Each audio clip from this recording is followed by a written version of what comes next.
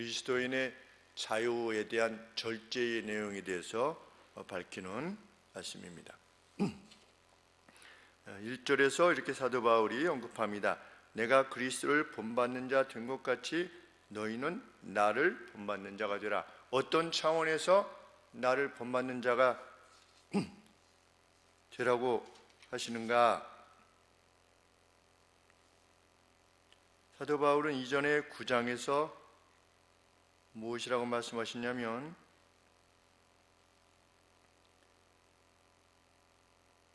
9장 22절에 내가 여러 사람에게 여러 모양이 된 것은 아무쪼록 몇몇 사람들을 구원코자 함이니. 그래서 유대인들에게는 내가 유대인과 같이 되었고, 율법 아래 있는 자들에게는 내가 율법 아래 있는 자 같이 되었고, 율법이 없는 자들에게는 내가 율법 없는 자 같이 행하였다. 그 이유가 무엇이냐? 그 사람들로 하여금 예수 그리스도를 받아들이게 하기 위해서, 그것이 진리의 문제에 해당되지 않는 것이라면 내가 그것을 행하기를 원해왔다.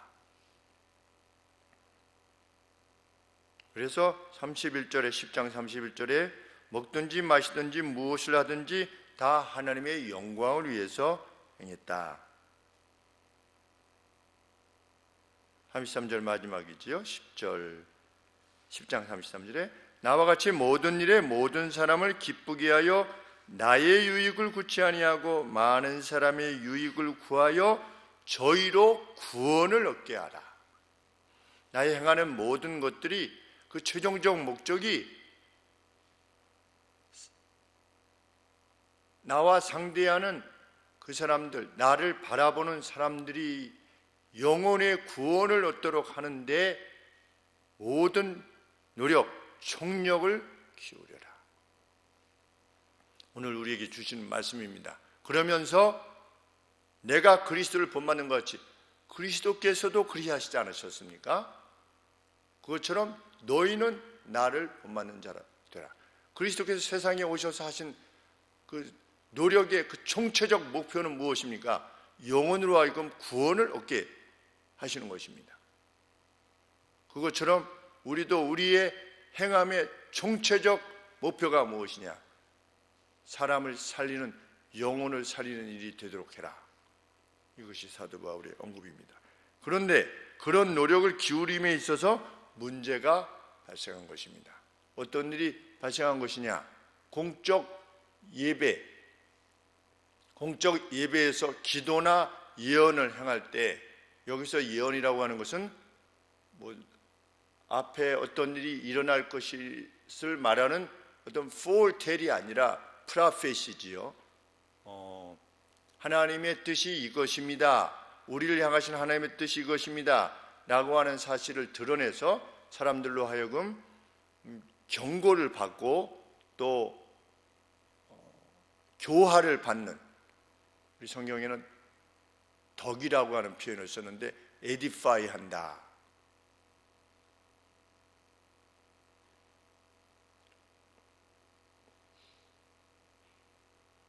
그것을 공적으로 행할 때 여성이 머리에 쓴 것을 벗고 행하는 일이 발생했기 때문입니다. 그런데 그것이 당시 고린도가 속해 있는 헬라 문화권에 있어서 이것은 남성과 여성을 구별해 놓는 그 구별을 폐하는, 망가뜨리는 행위에 해당되어지는 것이기 때문에 그 헬라권에 있는 사람들이 교회 다니면 남자나 여자나 똑같다고 하는구나 라고 하는 인식이 들어서 그것이 사람들로 하여금 복음을 받아들이게 하는데 어려움을 주었던 것입니다. 그래서 사도 바울이 예수님 안에서 남자나 여자나 똑같이 머리에 쓰고 안 쓰고 이럴 필요가 뭐가 있어? 라고 그리스도인의 자유를 말하면서 그같이 행하려 했던 이들에게 가르침을 주고자 이 내용을 기술하고 있는 것입니다. 예수님 믿는 사람이, 특별히 여성이 머리에 공적인 예배 드릴 때 머리에 모자 쓰고 무엇인가를 쓰고 예배를 오늘 드립니까? 안 드립니까? 오늘 그렇게 하지 않습니다. 그런데 이것이 오늘날은 아무런 문제가 되지 않습니다. 우리 문화권 내에서는. 그러나 당시의 헬라 문화권에서는 그렇지 않았다는 겁니다. 여성이 무엇인가를 머리에 써야 되는데 쓰지 않고 벗고 무엇인가를 행했다면 저 뭐야? 이런 인식이 들었다는 겁니다. 공적인 예배 가운데. 오늘로 치면 뭐 그렇게까지 되는지 모르겠지만 예전에 이게 쪽하는 문화에서 이제 결혼한 여인들은 이렇게 쪽을 하지 않았습니까? 근데 결혼했는데 머리를 길게 해놓고 다니는 거예요. 예전에. 그러면 저 여자 저 뭐야? 이렇게 하지 않습니까? 내 머리 내가 마음대로 하는데 뭐 말이 많아.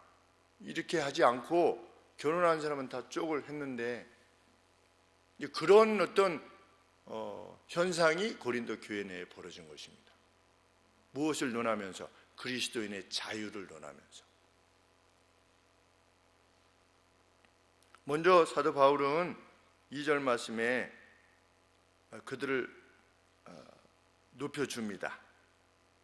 너희가 모든 일에 나를 기억하고 또 내가 당신들에게 전하여 준 대로 그 유전을, 그 규례들을 잘 지키고 있음에 대해서 당신들을 칭찬합니다. 칭찬하는 이유가 뭡니까? 이 뒤에 이제 가르침을 주기 위해서, 지금 책망하기 위해서 하는 것이 아닙니다 라고 하기 위해서 칭찬을 하면서 3절에 그러나 나는 당신들이 이 같은 사실을 알기를 원합니다. 그러면서 혼면을 시작하는 것입니다.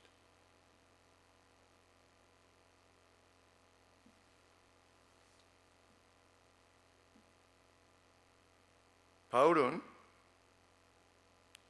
교회 안에 완벽한 영적인 동등함이 있다 할지라도, 남녀간에 완벽한 영적 동등함이 우리에게 있습니다. 그럼에도 불구하고 그것은 질서 안에서의 동등함이다. 무질서 안의 동등함이 아니라 질서 안에서의 동등함이다 라고 하는 것을 가르칩니다. 그래서 3절에 당신들이 이것을 알기를 원합니다. 남자의 머리는 그리스도요, 여자의 머리는 남자요. 그리스도를 보내신 그리스도의 머리는, 교회의 머리가 되시는 그리스도의 머리는 하나님이시다. 이것이 질서라는 것입니다. 교회 안에 그 누구라도 이 전체 질서 안에서의 자기 자신을 이해해야 된다는 겁니다. 야구장 비유를 제가 늘 드는데, 야구장 안에 가는 사람들은 그 각각이 그냥 하나의 원자입니다. 옆에 사람하고 관계가 없습니다. 그냥 내가 가서 즐기는 겁니다. 야구장 안에 관중들은 하나가 아닙니다. 하나처럼 보이지만 끝나고 나면 다 흩어집니다. 그런데 성경은 교회에 속한 그 누구라도 그는 하나님이 교회에 주신 질서 안에 있어야 된다는 것을 강조하는 것입니다. 그리고 그 질서 안에서의 영적인 평등이라는 것입니다.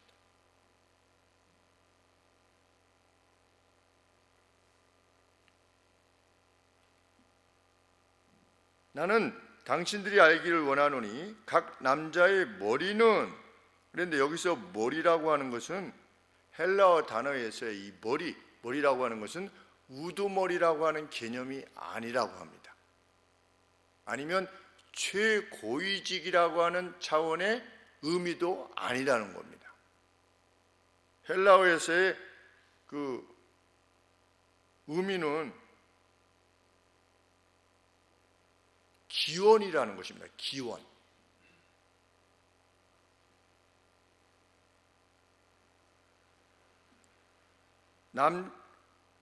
남자의 머리는 그리스도요, 여자의 머리는 남자요, 그리스도의 머리는 하나님이시라. 남자의 기원은 누구냐? 그리스도시다. 여자의 기원은 누구냐?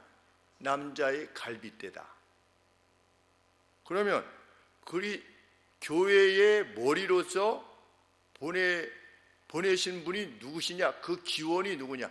존재론적인 성부, 성자, 성령께서 영광과 권능이 동등하시지요. 그런 존재론적인 차원에 있어서의 그리스도의 머리가 하나님이시다, 이런 차원이 아니라 여기서 그리스도의 머리라고 하는 것은 교회에 주신 그리스도께서 어떻게 오시게 됐느냐, 세상에. 그래서 어떻게 교회를 세우시게 되었느냐, 그 기원이 뭐냐? 성부 하나님이시라는 겁니다. 이것이 교회의 질서라는 것입니다.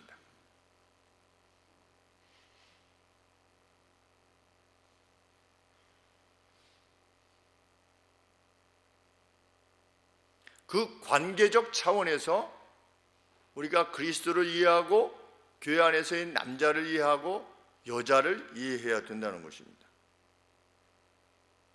예수께서 교회의 머리가 되신다라고 하는 차원은 이런 차원에서 이해가 되어야 됩니다. 머리가 있고 몸이 있다, 이런 차원이 아니라 교회의 기원이 누구시냐? 그리스도시다. 왜? 그리스도께서 교회를, 베드로의 고백을 들으시고, 신앙 고백을 들으시고 교회를 세우시지 않았습니까? 교회의 기원이 누구냐? 그리스도시다. 우리는 그것을 믿는 겁니다. 구약의 백성들은 무엇을 지켰습니까? 안식일을 지켰습니다. 왜? 하나님께서 여섯 동안 만드시고 이레드는 날에 쉬셨다라고 하는 완벽한 평강의 상태에 세상을 창조하셨다는 것을 믿는 이들은 안식일을 지킨 것입니다. 이후에 우리는 주님의 부활을 통해서 영원한 안식이 우리에게 성취될 것이라는 확증을 갖게 되었기 때문에 부활을 기념하여서 이후에는 우리가 주일을 지키는 것입니다. 안식일과 같이 지킵니다. 우리가 무엇을 지킨다고 하는 것은 이전에 무엇이 있었음을 믿는 증거입니다. 교회 안에서 어떤 질서를 논할 때 교회의 머리가 그리스도시고 남자의 머리가 여성이다 라고 하는 사실을 대로 우리가 행하는 것은 우리가 본질적으로 창조시에 하나님께서 남자를 먼저 만드시고 남자의 갈빗대를 통해서 여성을 하나님께서 만드셨다라고 하는 것에 대한 신앙의 고백의 형태라는 겁니다. 오늘. 그러니 오늘날 남자나 여자나 평등하지 뭐 말이 많아 라고 하게 된다면 그건 무엇을 안 믿는 거냐? 하나님께서 세상을 만드셨을 때 그 질서를 받아들이지 않는, 어떻게 보면 불신앙의 증거라는 것입니다.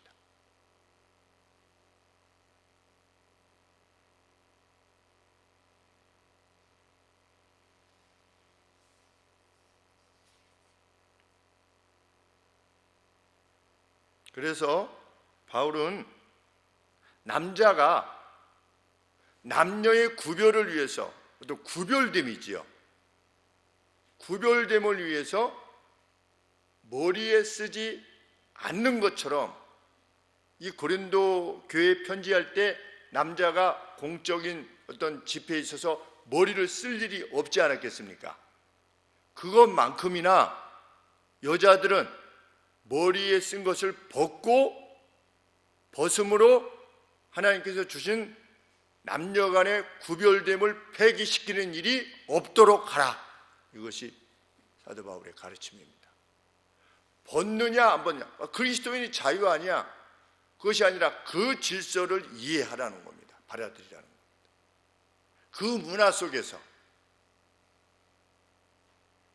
속에서입니다. 중요한 것은 우리가 요셉이 꿈을 꾸었을 때 형들이 해몽이 필요 없이 바로, 야, 그렇다면 11별이 너한테 이렇게 절을 한다면 우리가 너한테 절을 한다는 말이야? 바로 해몽이 나왔습니다. 그것은 그때 당시의 문화 속에서 별은, 꿈속에서의 별은 무엇을 이해했기 때문에 형제들로 이해했기 때문에, 해와 달은 아버지와 어머니로 이해했기 때문에 해몽이 필요 없었던 겁니다. 그 당시의 시대적 배경에 있어서는. 고린도 교회에 있어서도 마찬가지인 것입니다.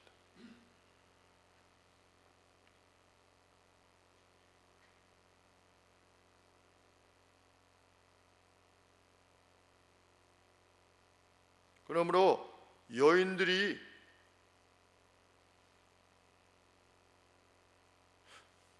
당시에 여인들이 머리를 미는 행위를 하지 않았다고 합니다. 요즘 어떻습니까? 요즘은 여인들이 머리를 빕니까? 요즘도 안 밉니다. 왜? 여인이 머리를 미는 것을 수치스럽게 생각하기 때문입니다. 그래서 안 하는 겁니다. 그런데 사도 바울은 머리에 쓰지 않는 것이, 그래서 그 남녀 간의 구별을 두려는 하나님의 그 원리를 거부하기 때문에 그런 일을 행하는 것은 머리를 민 것만큼이나 수치스러운 일이다, 이렇게 가르치는 것입니다. 그래서 만일 그것을 수치스러운 것이라고 여기지 않는다면 머리를 깎거나 머리를 밀라, 이렇게 말하는 겁니다. 그러려면 머리를 밀어, 이렇게 말씀하는 것이 아니라, 당신 자신들은 모르겠지만 여성들 중에 그 누가 우리는 영적으로 평등하다고 해서 머리에 쓰지 않는다면 그거는 머리를 깎는 거나 머리를 미는 것과 마찬가지로 수치스러운 일이라고 하는 사실을 알아야 된다. 하나님 안에서, 교회 안에서. 그러면서 뭐라고 하는 것입니까? 머리에 쓰라.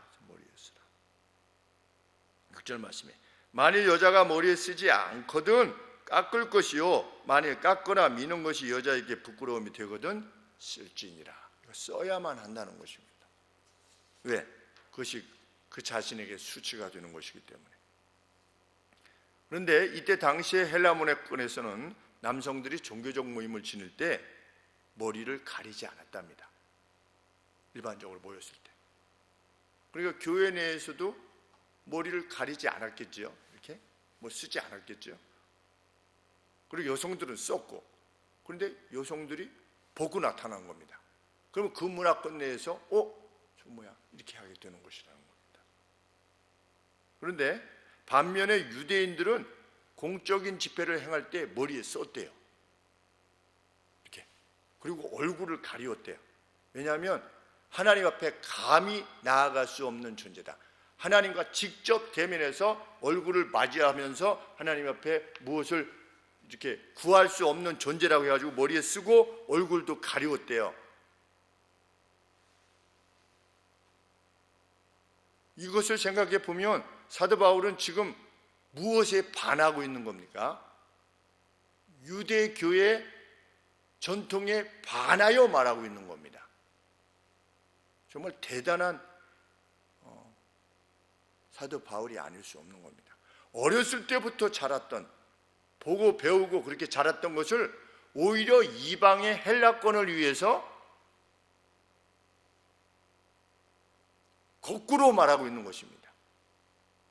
유대교식으로 하면 어떤 것입니까? 하나님 앞에 나아갈 때 얼굴을 가리워라, 이렇게 말해야 되지 않겠습니까? 머리에 써라, 이렇게 말해야 되는데 어떻게 하는 겁니까? 이 헬라권 자체에 있어서 남녀 간에 하나님이 두신 그 구별됨을 위해서는 이 헬라권 내에서는 어떤 것이다? 머리에 쓰지 않는 것이, 그것이 하나님이 남녀 간에 두신 구별을 인정하는 것이니 남자는 쓰지 말고 여자는 써야만 된다. 근데 만일 이 사도 바울이 유대인들에게 만약에 권했다면 어떻게 했겠습니까? 유대인들의 문화에서는 남자들이 쓰는 거니까 그렇게 권했겠지요. 남자들아 써라. 여성들이 어떻게 했는지는 모르겠지만.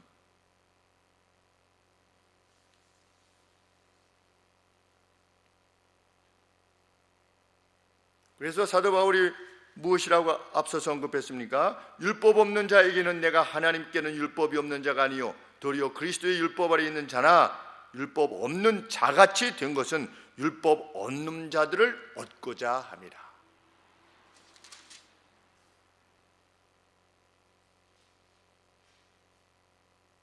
그래서 사도 바울은 디모데에게 할례를 행하도록 하지 않았습니까? 율법 아래에 있는 자들을 구원하기 위해서는 할례를 행하도록 행한 것입니다. 그들을 얻는 것이 중요하기 때문에.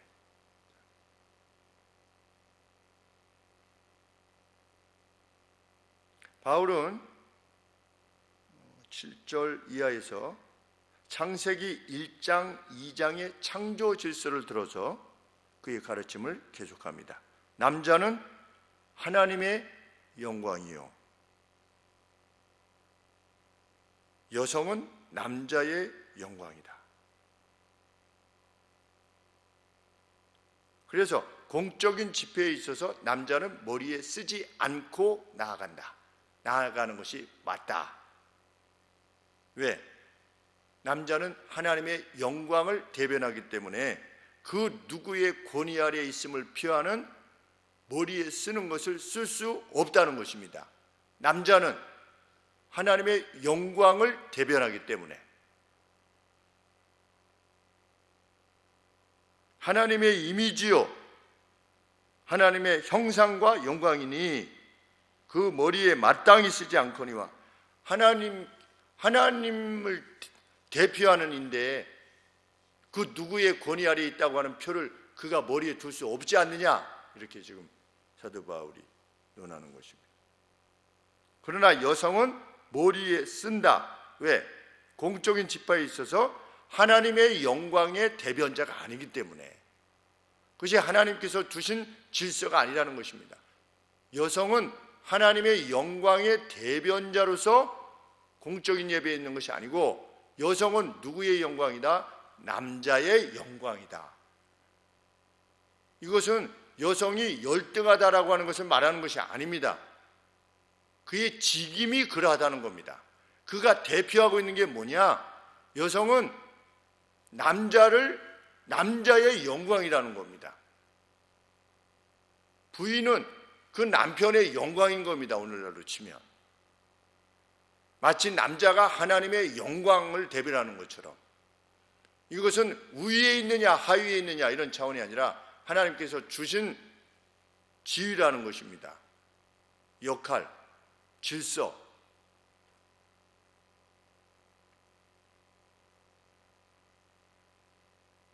여성이 빛나는 존재로서의 영광이 분명하다는 겁니다.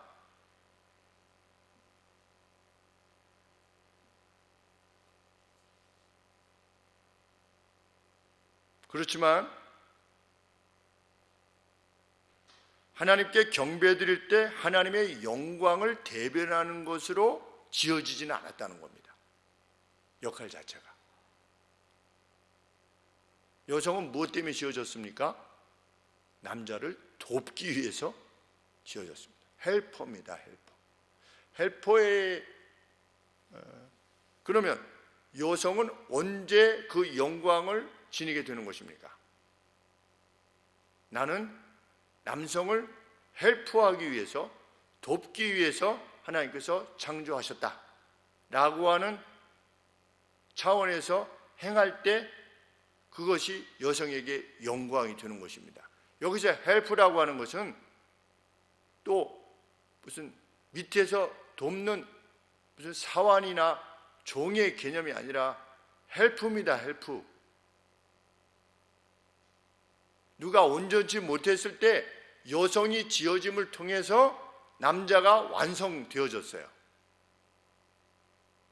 여성이 지음을 받았을 때 창조 세계가 완벽하게 아름다움을 이룬 것입니다. 여성이 지어지기 전까지는 하나님이 세상을 보셨을 때 지극히 좋았더라가 아니에요. 근데 여성이 그래서 홀로 있는 것이 좋지 않았더라 그러시지 않았습니까? 근데 여성이 지어지고 나서 하나님 보시기에 지극히 좋은 세상이 창조 세계가 된 것입니다. 그런 차원에 있어서 여성이 얼마나 높임을 받고 있는가, 그 역할을 감당할 때 그 부족한 면을 채워서 그것이 완전하게 될 때에 여성이 하나님께서 주신 그 역할을 감당하는 것이 이게 영광이 되는 것입니다. 오늘도 그렇지 않습니까? 어떤 부인이 자기 남편의 부족한 점, 연약한 점들을 신경질 내지 않고 잘 옆에서 이렇게 돕는 모습을 볼 때 참 이렇게 다시 보고 싶고 그러지 않습니까?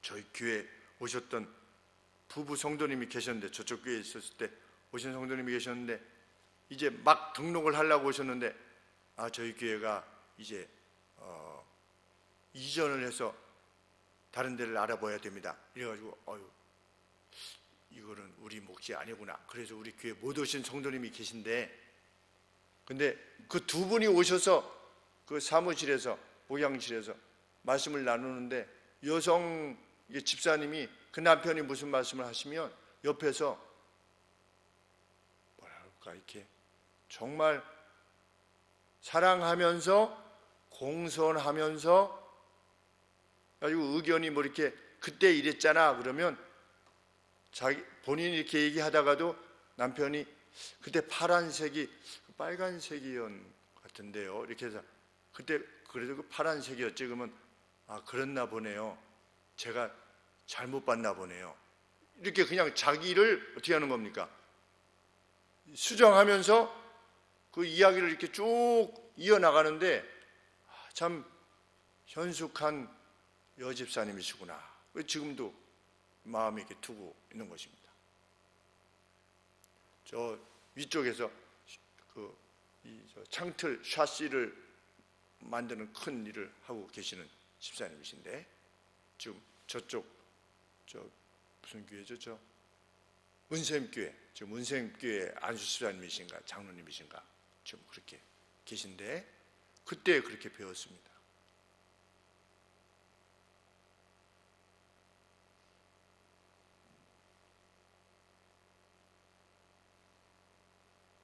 바울은 여성이 열등하게 지어졌다 이렇게 오해할까 봐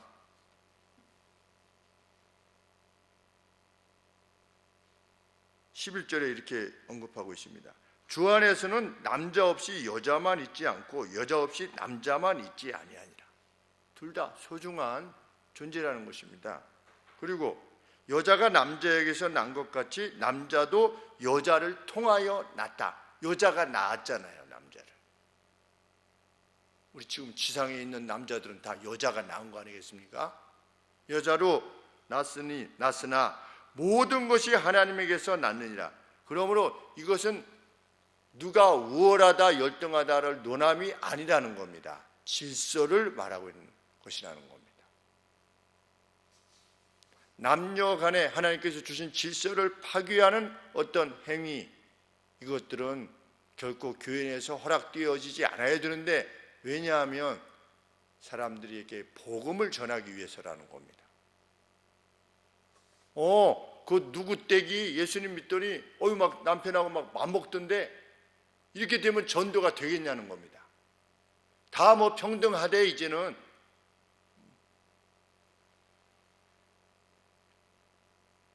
그렇게 되면 안 된다는 겁니다.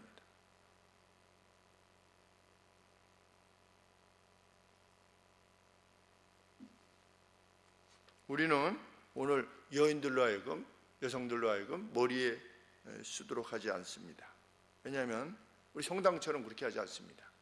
성당은 요새 뭐 이렇게 쓰지요? 그 사람들은 왜 씁니까? 성경에 쓰라고 해가지고 썼다고 그러는데, 문화가 그런 건데 우리 뭐 머리 안 쓴다고 우리나라가 뭐 남녀 구별을 두지 않는 거냐 이렇게 하지 않습니까? 그런데 만일 오늘날 그렇지도 않은 우리나라에서 뭘 쓰게 한다면 그것은 여성을 제약하는 겁니다. 구속하는 겁니다. 왜 그렇지도 않은데 여성은 써야 된다라고 하면 그것이야말로 여성을 열등하게 만드는 거 아니겠습니까? 그런 상황도 아닌데, 우리가 본질적으로 보아야 되는 것은 창조의 질서, 그리고 교회 안에 남녀라고 하는 질서, 그것입니다. 그래서 우리는 이 말씀을 통해서 결국 바울이 요청하는 것은 무엇입니까? 세상 사람들이 볼 때 교회에 가면 여자가 막 드세진다, 남자하고 똑같다고 막 하면서, 하나님 앞에서는 똑같다고 하면서 막 이렇게, 그 전까지는 순종적이었는데 사람이 달라지더라, 이렇게 되면 전도가 안 된다는 겁니다. 그러니 그 문화 속에서 하나님이 두신 구별을 존중해 가면서, 이런 원리들을 생각해 가면서 이렇게 행하는 것이 마땅합니다 라고 하는 사실을 2절에 3절에 당신들이 알기를 원합니다. 그러면서 15절에 누가 이것에 대해서 아니 이것은 이렇지 않습니까? 라고 하는 변론하는 태도를 가진 자가 있을지라도 우리에게나 하나님의 모든 교회에는 이런 규례가 없느니라. 달리 말하면 내가 너희들에게 전해주는, 당신들에게 전해주는 말씀은 하나님으로부터의 계시의 결과라는 겁니다. 오늘 우리의 교회 내에서 정말 이 하나님의 영광으로서의 남성이 그 역할을 감당하고 있는가? 또 여성들은 남자의 영광으로서, 자신들의 역할을 통해서 남자의 영광으로서 참 그렇게 자신의 영광됨을 높이고 있는 걸 생각해 봐야 될 것입니다. 어느 집을 보더라도 참 그 질서가 진행되어지는, 이루어지는 가정이구나 라고 이렇게 인식이 될 수 있도록 우리는 그 방향으로 나가야 되는 겁니다. 요새는 심지어 교회를 누가 결정합니까? 남성이 결정합니까? 여성이 결정합니까? 여성이 결정합니다. 요새는 집 이사 가는 거 누가 결정합니까? 여성이 결정합니다. 자녀 교육 누가 결정합니까? 여성이 결정합니다. 무엇을 먹일 것인가 말 것인가, 밥 먹는 문제 누가 결정합니까? 여성이 결정합니다. 남성이 결정하는 게 거의 없습니다. 이 이야기들 들어보면 50대 넘은 사람들은 특별히 그렇습니다. 뭐 이렇게 이렇지 않아 그러다가 이거 이렇게 해요 그러면 그래, 이런 모습이 교회에서 있어서는 안 된다는 겁니다. 한마디로 말씀드리면 좀 이렇게 덜 떨어지게 생겼어도, 쉽게 얘기하면 덜 떨어지게 생기고 말귀를 못 알아들어도 남성이 하나님의 영광으로서 교회 가면 이 추락하는 귀신이 올라간다더라. 가령 예를 들면 부인을 교회 보내면 완전히 부인이 달라진다더라. 이렇게 인식이 만약에 일반적으로 되어진다면 교회 보내시려고 안 하겠습니까? 일반 사람들이.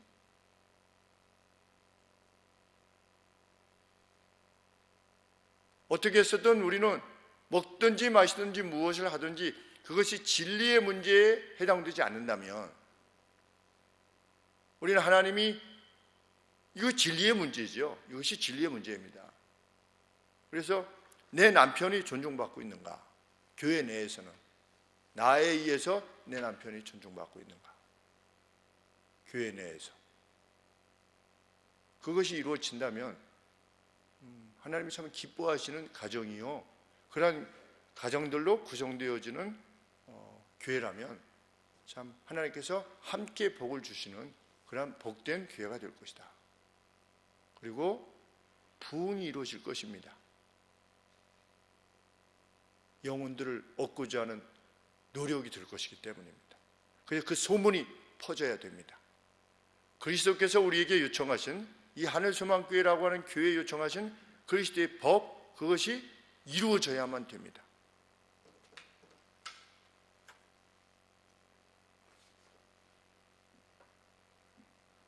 양만석 집사님께서 우리 어떤 장로님에게 우리 교회는 이렇게 해서 하나님이 참 우리 교회 참 어렵지만 하나님이 기뻐하시는 일을 위해서 재정적으로 이렇게 헌신하고 있다 그랬더니 그건 잘못하는 거라고 이렇게 말씀하셨다고 그러는데 그분이 잘못하셨다라고 여기건 여기지 않건 우리는 뭐 그분을 비난할 이유도 없고 우리는 하나님이 기뻐하시는 일을 그냥 감당하는 겁니다. 성도가 성도를 돕더라. 그 만약에 잘못되면 그거 다 파토 나는 거야. 화장 나는 거야. 그거 모르는 바 아닙니다. 그러나 성경에서 뭐라고 가르치는 겁니까? 물론 지혜롭되 형제가 형제를 돕기 위해서, 자매가 자매를 돕기 위해서 온 힘을 다해라. 그것이 하나님이 주신, 교회 내에 주신 질서요, 원리입니다. 그것만큼이나 교회 내에서 여성 성도들에 의해서 내 남편이 정말 하나님의 영광이다. 남편 역시 마찬가지지요. 나의 영광이 내 부인이구나 라고 하는 그런 인식으로 자기 아내를 대하고, 근데 대부분의 경우는, 많은 경우는 그 원리가 상대가 행하기를 원하지요. 그거 봐, 그 남자의 머리래잖아, 저 여성의 머리래잖아, 뭐 하는 거예요 지금? 그러면 당신은 남자의 영광이 나라며, 이렇게 해가면서 상대에게 적용하기를 원하려고 하는데, 그게 아니라 이게 나한테 주시는 말씀이다 이렇게 받아들이는 가정은 정말 복되게 되고, 또 자녀들도 그것을 지켜보면서 행복해질 겁니다. 자녀들이. 그리고 그 안에서 그들도 목격한 바대로 행할 것입니다. 그러면 우리 대대손손이 행복해질 것입니다. 그러한 원리를 존중하며 행해 나가는 저희들 되기를 원합니다. 기도하겠습니다.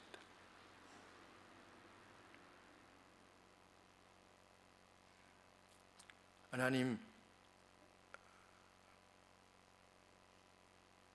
나 때문에 행하는 이가 아니고 상대의 영혼을 위하여 행하는 사람 되기를 위해서 이토록 자신의 그리스도 안에서의 자유까지도 절제할 수 있는 그 자리에 나아가는 원숙한 그리스도인들이 될 수 있도록 하나님 도와주옵소서. 나 때문에, 나의 행함과 말, 결정 때문에, 그 눈빛 때문에 하나님을 멀리하게 되는, 실족해 하는 그러한 일이 일어나는 것을 넘어서서 하나님, 나로 인하여 실족했던 영혼들이 주께로 다시금 돌아오게 되는 놀랍고 감격스러운 역사가 우리 생에 일어나게 해주시고, 그 열매들을 훗날 세어보게 되는 아버지, 그런 기쁨과 감사가 넘치는 그러한 믿음 생활을 할 수 있도록 도와주옵소서. 예수님의 이름으로 기도합니다. 아멘.